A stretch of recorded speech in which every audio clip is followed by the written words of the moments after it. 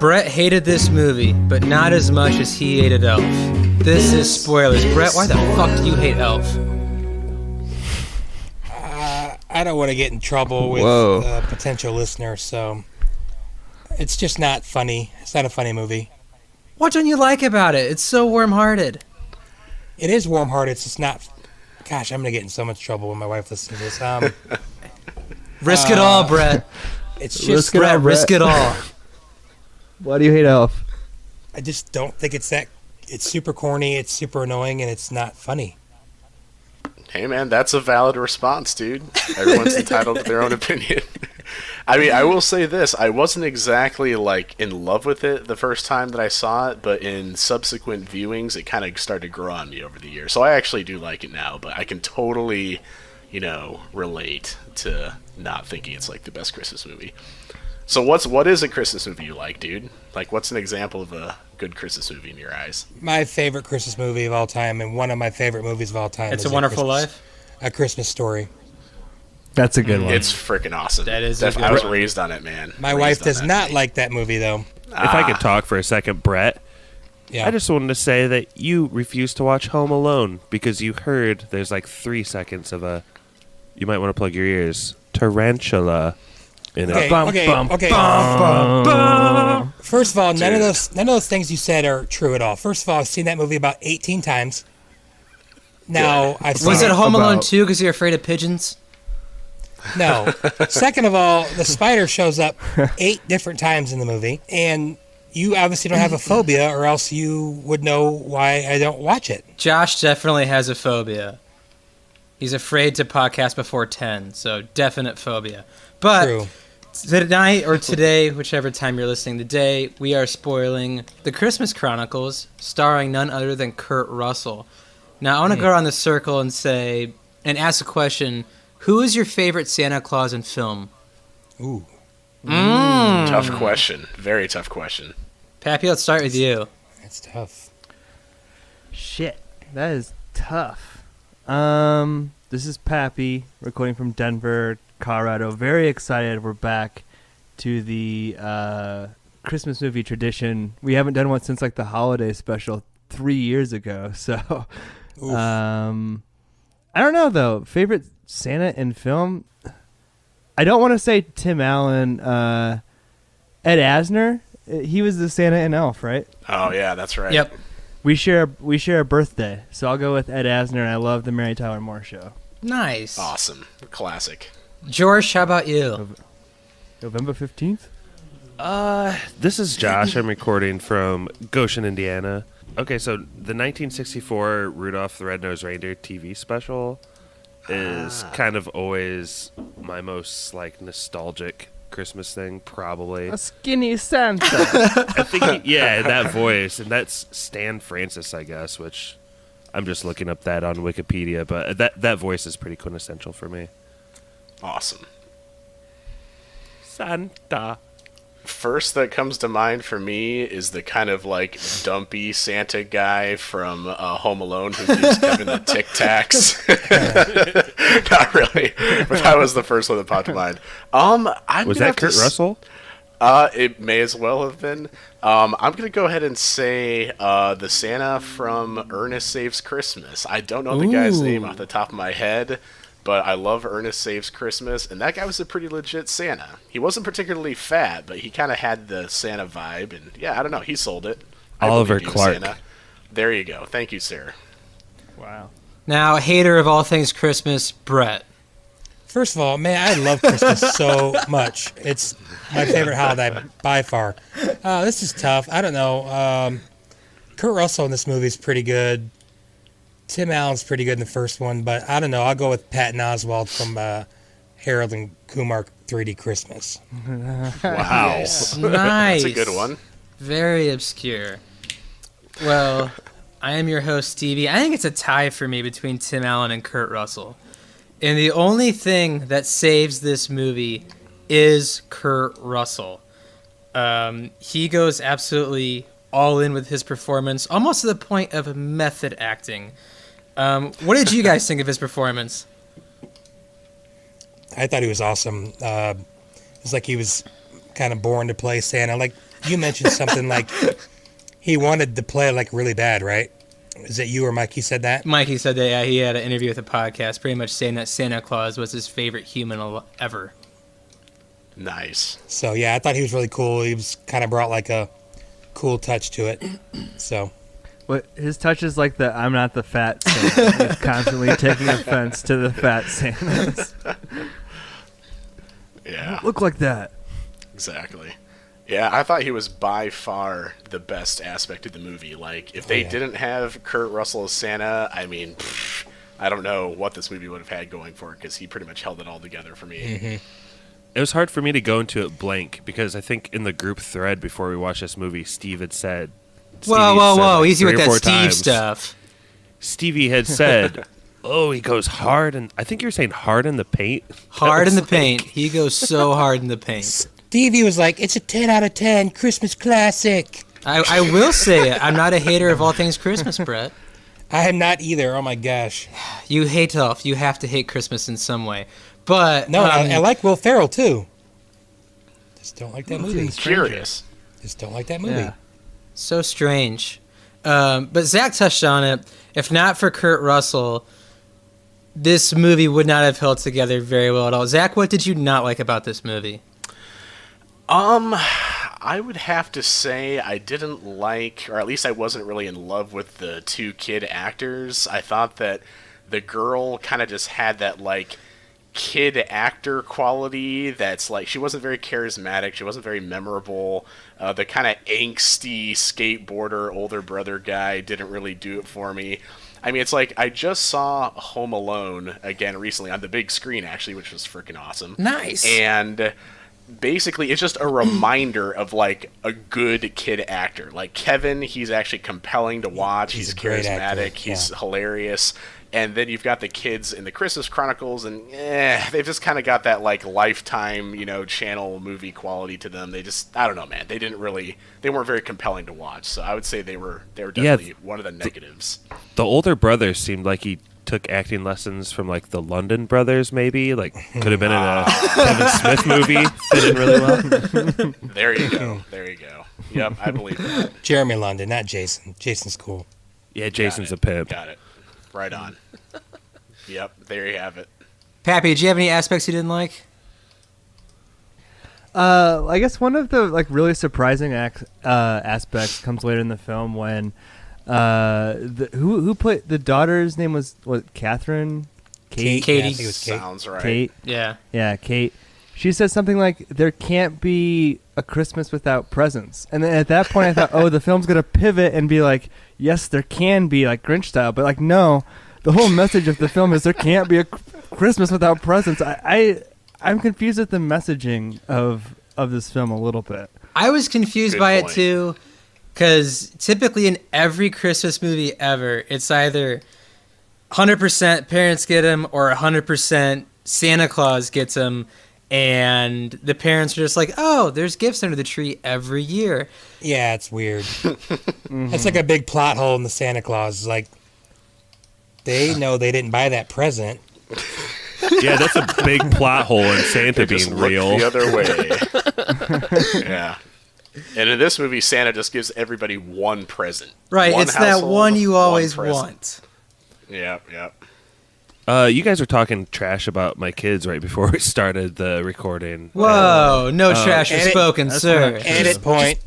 Just to bring them up, I was kind of frustrated with this movie because it was kind of too old for even my 5-year-old, who's my oldest daughter. It was just too mature, and there's too many scary parts. Like, a boss was going to burn alive a couple of kids for a while. Yeah, it's pretty crazy. And they were kind of heavy on the cuss words in the Oh, yeah, first that's true. 15 minutes or so. Like, I think they said hell and shit and maybe even goddamn. Too much for this podcast.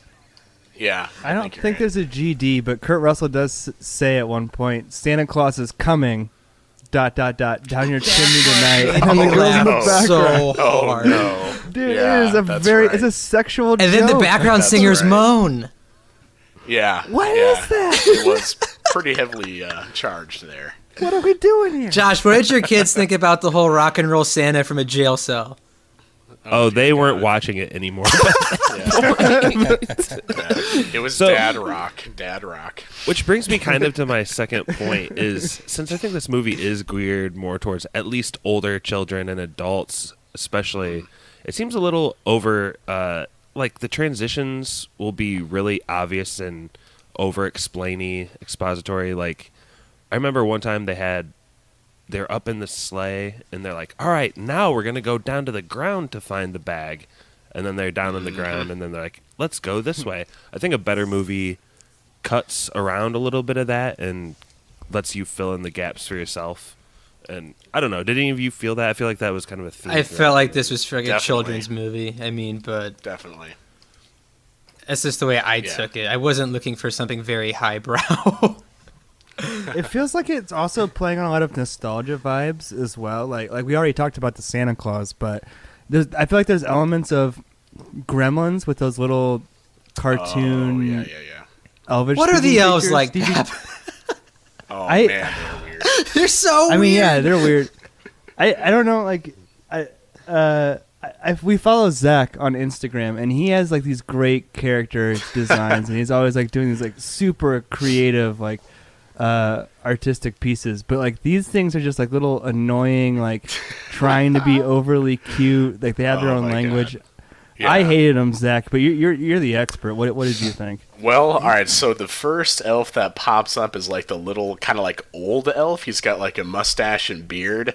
And the very first thing that popped into my head when I saw that guy was, this is like Gandalf combined with the Furby. And I was like, I'm not really sure what to think about this guy. Because it was like some of the little creatures were cute. You know, it was like kind of 50-50. Some of the elves were very cute and marketable. You could see them selling toys and them like, you know, porgs or Furbies or whatever. But then you had the other half that were just kind of like weird and creepy looking. It didn't quite work. And yeah, I don't know, dude. I don't know. They didn't quite do There it. was one scene that was super out of place. It was after the little elves like take out like the mob boss and all of his mob henchmen. Yeah. And it was the most God, I know what out you're of gonna say. place scene God. where He's going to Django that boy. he has a chainsaw going towards his nuts.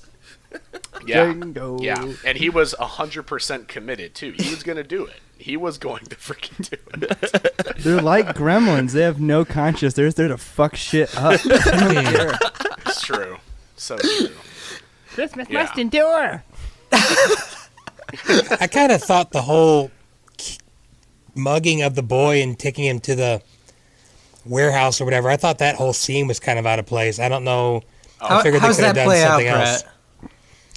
Like, she goes into the bag and disappears, the present bag, and then... And the brother's in three- Hyde Park in Chicago, which is a no-no. Yeah, and like 3 hoodlums come up. I'll say hoodlums just so I don't get... Yeah.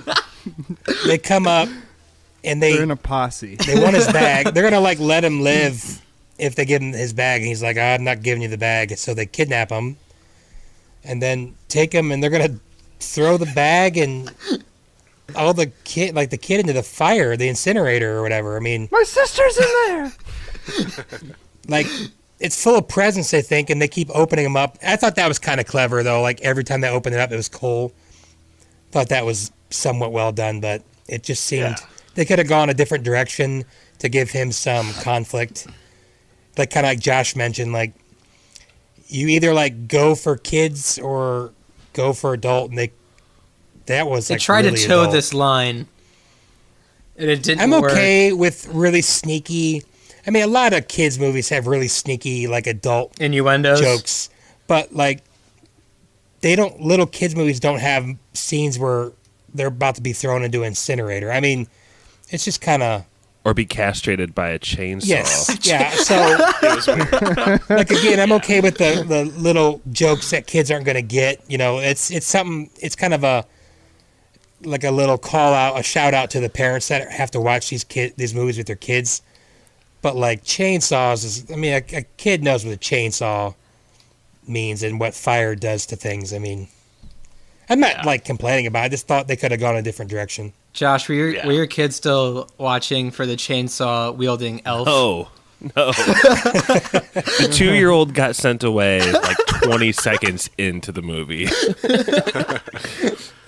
And the 5-year-old lasted about a half an hour, which wasn't long enough to get into the brutal scenes. But she did sit through, I don't know, the beginning, if we want to hit that at all. Sure. It's really heartbreaking, and I can't tell in my mind if it's like a cheap trick they're doing or if it's actually good writing, but they're basically showing the family through the years, through these old tapes, and then basically implying that the dad has passed away in the most recent year, and the little girl's like constantly watching those old tapes of her family happy, and that's really sad. I thought that was all pretty well done. I thought that was good writing, personally, but...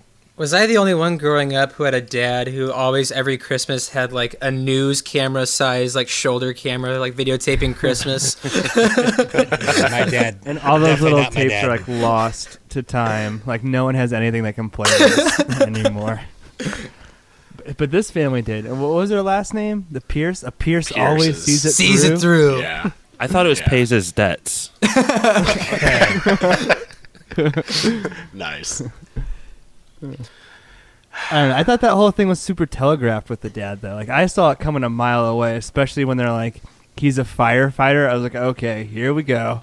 Like, Yeah, that's true. and even later, like, the son's like super bitter at him. And spoiler alert, what the son gets for Christmas is an ornament where he sees his dad and he looks like his dad. That didn't work for me, but did it work for any of you guys? Did it hit? You know how like I have a stone black heart, right? When it comes to Yeah. I about lost it on that part. So Yeah, me too.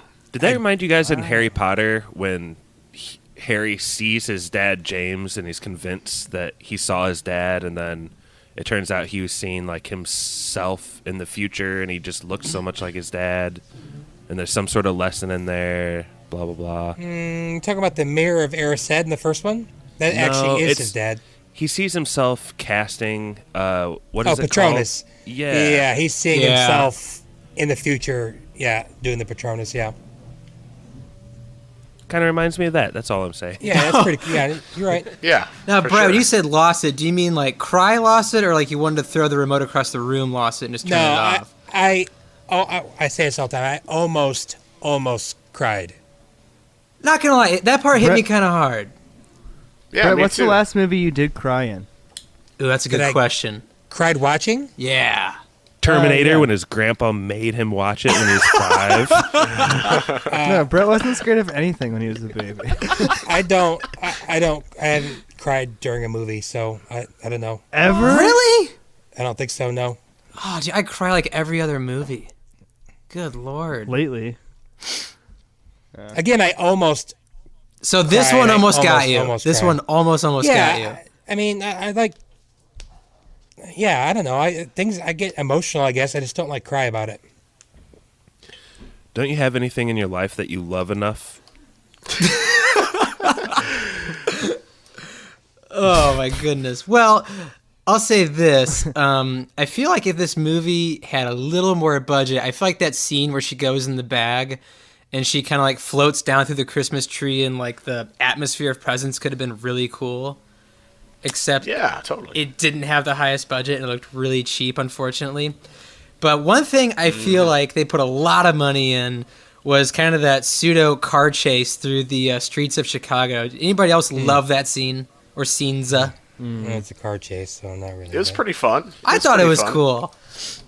Just me Yeah. talking. But Yeah. I love the slow-mo when the kid and Oh, Santa yeah. like look at each other like, oh. Yeah, it's pretty I funny. genuinely did laugh at that. That was a good moment. made me happy. Comedy crash. Did you guys like the portrayal of Chicago in general? I felt like there's almost a Midwesty Bloomington, Indiana shout out with like Nick's Hut or whatever that bar I saw was. that, yeah. Which again, like, is this a kids movie? There's people just like passed out drunk all over the place on Christmas Eve. that dude is at the bar passed out. Which okay, in this scene, Santa is recruiting people to try and give him a ride or something, and whether or not he's even really trying or not, I guess it's debatable because he could just fly at any time. But he goes up to this one couple, and he knows the guy has always wanted a Mickey Mantle rookie card. I love that. Which she made the wrong decision there.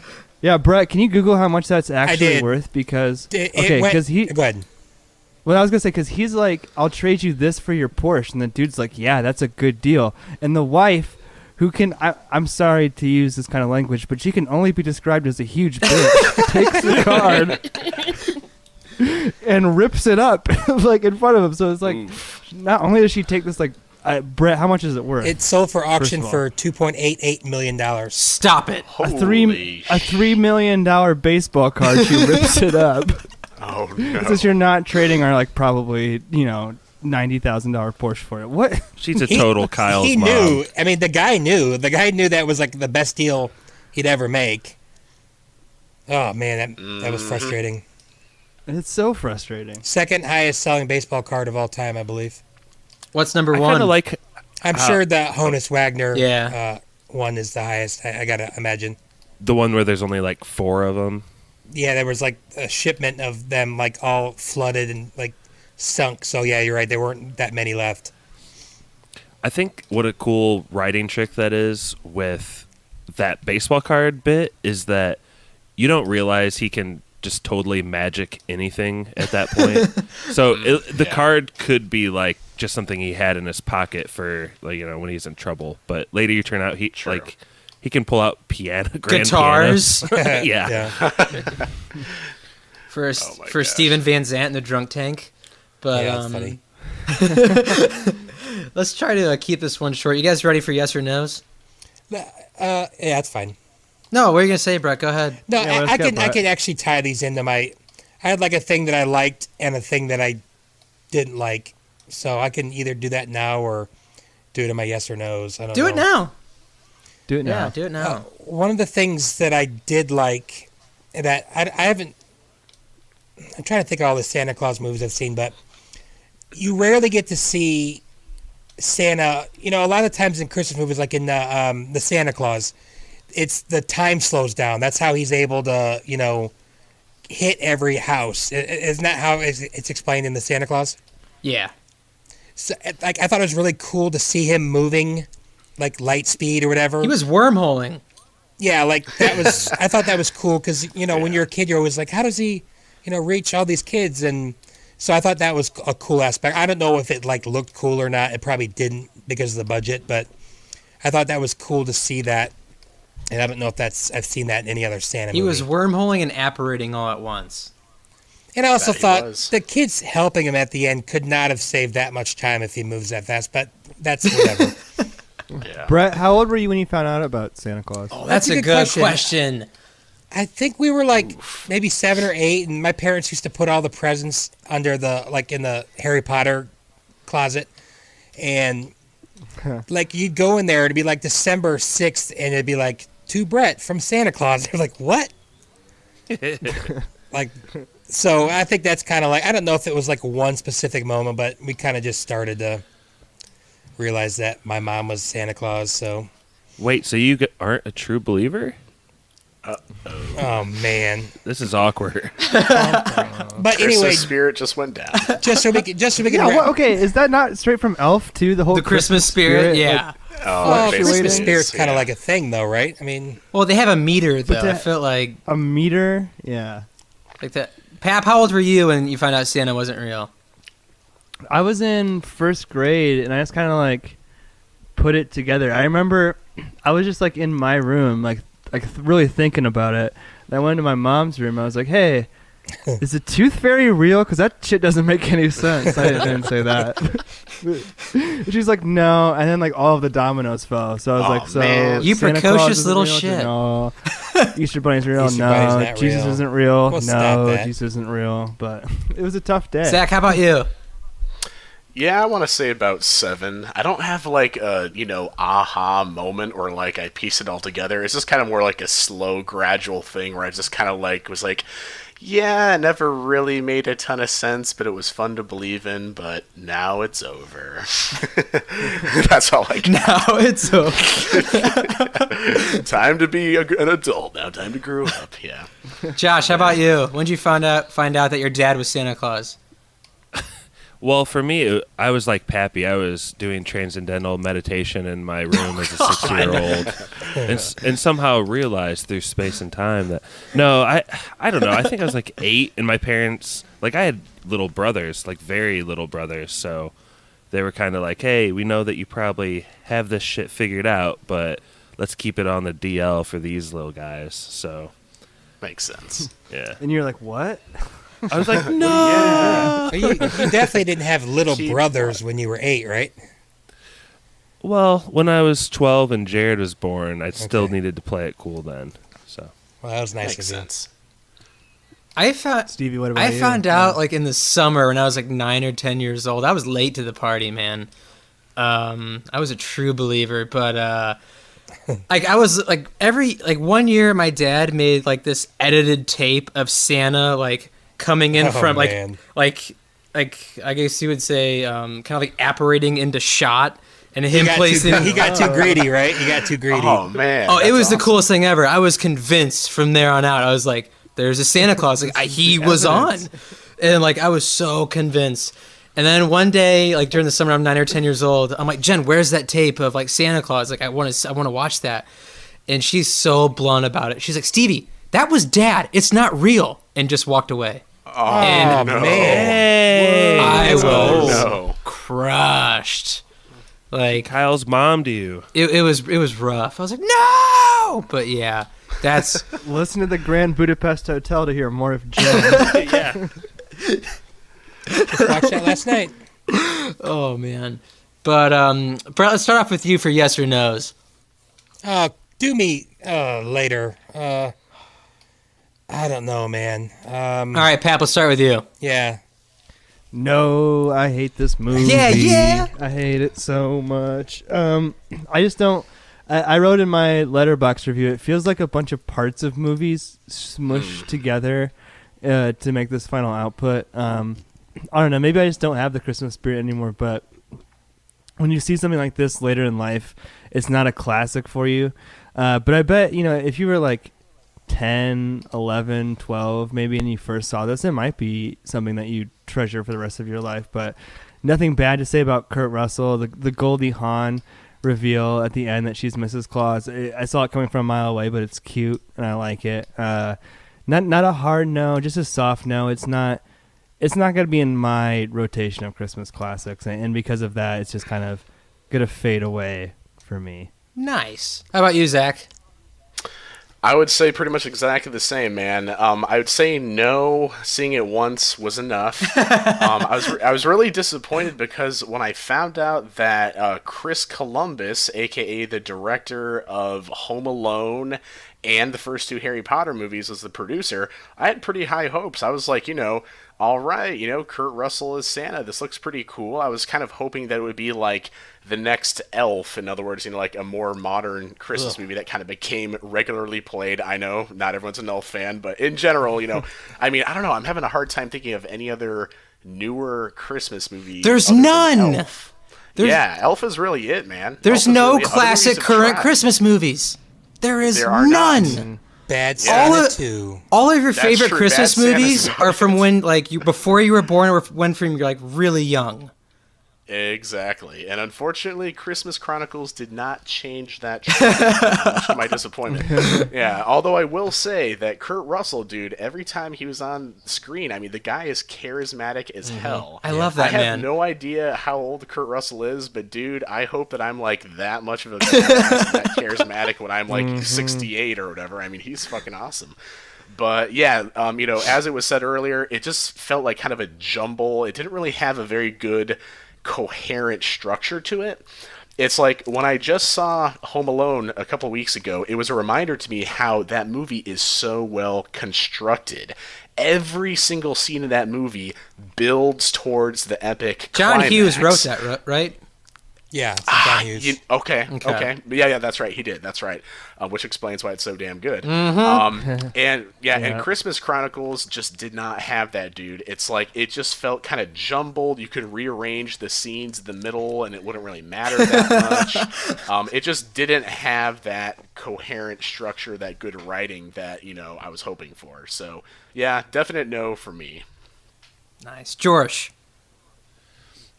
This is a really tough one for me because I feel like the movie is pretty fun and it kind of grows on you. And just being able to hang out with Kurt Russell as like a truly jolly, good-hearted Santa is fun. But as a movie, this is a pretty flaccid no for me. I think the child acting is pretty poor, and if any of No any offense of to that those- girl, but she was hard to watch. and if they're ever like listening to this, like, I'm so sorry, you're just kids, and like you can get past it. It's okay. Next one will be better, but like, yeah, soft no, and it's also really weird because it's like a baseball team that spends all their budget on one player, and instead of like having good CGI and good writing and solid supporting cast, it seems like it all went to Mr. Russell. They threw and- that all on his back. Yeah, I'm wondering if he was more of a team player. If did they give him the option to take like a lower contract so that they could get better stars around him? Like, I don't know how it all worked out, but you can feel this is kind of like a rare sort of half-ass effort from Netflix, I would say. So I wouldn't call it Soft a no. rare half-ass effort. I mean, a lot of their canon is On the 1 year anniversary of Bright. I do want to say, this is can I like say a- one thing in defense of the kid actors, though, is that a lot of the times they're being asked to talk to CGI, what I assume is green screen characters, and that doesn't work out with a lot of adult professional actors most of the time in film. So who knows? They might be great on stage or something. It's just it's a tall order to talk to a CGI elf and then speak in Elfish to it. It's I tough to just be picture good. as that girl's been going to like auditions since she was like 2. Like since the moment she was born, she just wanted to be an actress. That's the way I saw it, at least. Brett, how about you? I don't know how monetary things work for Netflix, but I'm wondering if they like completely underestimated the success this would be. I read that this movie streamed 20 million times in the first week. Like, Jeez. do you think if they knew that, they would have spent more money on it? That or they release it No. in theaters. I mean, 20 million people in 1 week is pretty nuts, I feel like.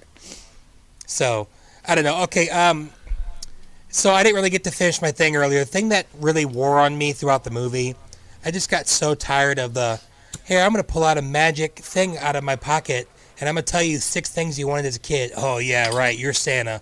Like, that happened like 40 times. I just like, dude, I know like people are skeptical, but like, if somebody pulled out some stuff like that from when I was a kid, I'd be like, oh crap, this is Santa. I don't know. It really wore on me, and the 2 cops wore on me, and Brett, is that like yeah. when you're in the 4th season of House and still no one believes no one that you believes can them. I solve know. the mystery? Well, again, like in House, at least they kind of changed it later. They would like, yeah, you're probably right, but you can't do it that way. Like that's kind of how they righted that. They're like, we don't like that method. You're probably right. So again, you're right. But yeah, we talk about that. It's like he's been right 23 straight episodes. Why wouldn't he be right this one? Kind of like what Zach was talking about. You take movies like A Christmas Story and Home Alone 2, and even Elf. I mean, those are like well written. They're most of them are funny. I don't know. This one I just feel like didn't this have script was that. a first draft and no one ever went over it again. Netflix was like, go with it. We're like, yeah, go with it. We have Kurt Russell. They're like, so Yeah. you know what? I've been debating. Hopefully, I'm hoping Stevie will give this a yes. So I'm gonna give this a very soft no. I feel like in 2 years when I watch it again, I probably like it again. I like it a little more. So I'm gonna give it a soft no. I'm not gonna say flaccid when we're talking about Christmas movies. Decent. Okay, so I'll be straight honest with you guys. Like, Christmas season is my favorite season of the year outside of the start of college football. But it like I'm just happiest this time of year. I really am. And so yeah, I drank before watching this movie pretty hard. And like the only thing that holds this movie together at all is Kurt Russell. Like, he easily could have half-assed it, taken a paycheck, and just been god-awful. But he wanted you to believe in every child out there that he was Santa Claus. So it's only saving grace. It's a bad script. The child actors don't do well. It's low-budget CGI. But Kurt Russell just works his ass off. So, and I'm a huge Kurt Russell fan, so I will give it the softest of yeses. And I totally get that, man. He really looked like he enjoyed. He looked like he loved every second on screen. Every second of it, yep. And that was like hard to believe. Like you said, I mean, it's a Netflix movie. He's like, I'm going to get $3 million for doing this movie anyway, or whatever. But he just looked like just unbelievably proud and pumped, like a career coming to a crescendo playing Santa Claus. I really respect that. Enjoyed that. So same here. Yeah, so that's like the Why softest. was his suit so dirty though? It's Kurt Russell, I man. wanted the same. He's been in battle. His hat and like scarf thing is like so yuck. I wanted to see him fight. Yeah. I wanted to see him fight somebody. What? Just got done fighting the thing at the South Pole. They had to fly up to the North Pole. Hey, Pat, Can you what did believe he never pulled a flask out of his pocket? Like, I was waiting for that. A big J&B import all over his chest computer. Like eggnog in it. Yeah. That would have been appropriate for sure. Hey, Pat, want to hear something cool?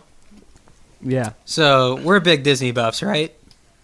So I also respect the director of this movie for the fact that he's like working his way up little by little. He started off, his name's Clay Kaytis, and he started off at Disney as an in-betweener. Oh, So wow. he was an in-betweener for Pocahontas. He was an in-betweener for The Nice. Hunchback of Notre Dame. What's that mean? So he wasn't a lead animator. Like, he wouldn't draw like the definitive pictures. He would take direction from the lead animators and say, I need this character to go here, that I need them to go here. So he would do like drawing in all the between fill-in the work. key Yeah. frames. Yeah. Which were those are two like huge prestige projects, like Pocahontas and Well, he did Pocahontas. Hunchback. They threw their best. He was an people behind in-betweener that. for Hunchback. He was an in-betweener for Hercules, an in-betweener for Mulan. He was an in-betweener for Tarzan. Wow. He was an in-betweener for Treasure Planet. Then he Yeah. became lead animator for Tangled. 10 years.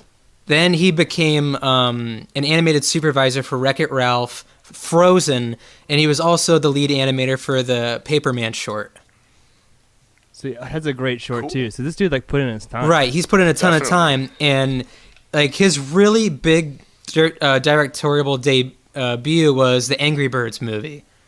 So he's worked with like animation his whole career, and this is really any like first live action he's ever worked with. It's pretty badass to direct Kurt Russell in your first live action. So I think debut. that's a cool little Seriously. tidbit of a little info there. So I hope he has a promising career henceforth. Those That's pretty elves cool. could be compared to Angry Birds. Like, you could chuck them around. And they do. Yep. So does that 4 no's and 1 yes?